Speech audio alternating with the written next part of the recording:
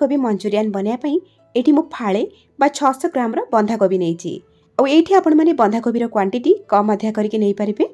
आ बंधाकोबी काटिया पूर्व प्रथमे गोटा धोइबे तापर जाई काटिबे। तो ये देखो 600 ग्राम बंधाकोबी को मुझे छोट छोट खंड करके काटी नहीं। ध्यान रखिए आठ बड़ खंड कर काटबेनी ना मंचूरियन भितर सीझबनी।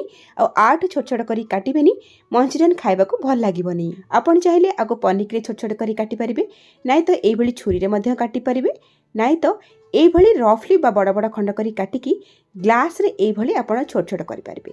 कौ मैंने एमती ग्लास रे काटती मत कमेंट सेक्शन में निश्चय जनइबे। नाई तो ये चॉपर जदि आपन पाखे थी ना से रफली बंधाकोबी को काटिकी देकी चॉप करेंगे।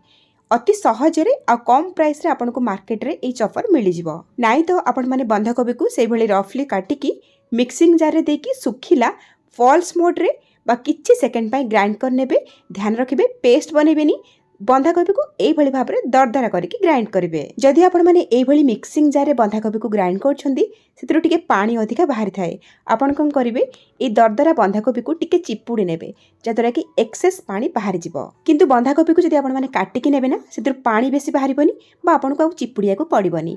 एबे हमें काटी रखिथिबा बंधाकोबी रे स्वाद अनुसार लुण देदेबा आपको हाथ में भल भाव में गोले नबा। भल भाव में गोले सारा पर आपको आम 10 मिनिट पर रेस्ट दबा।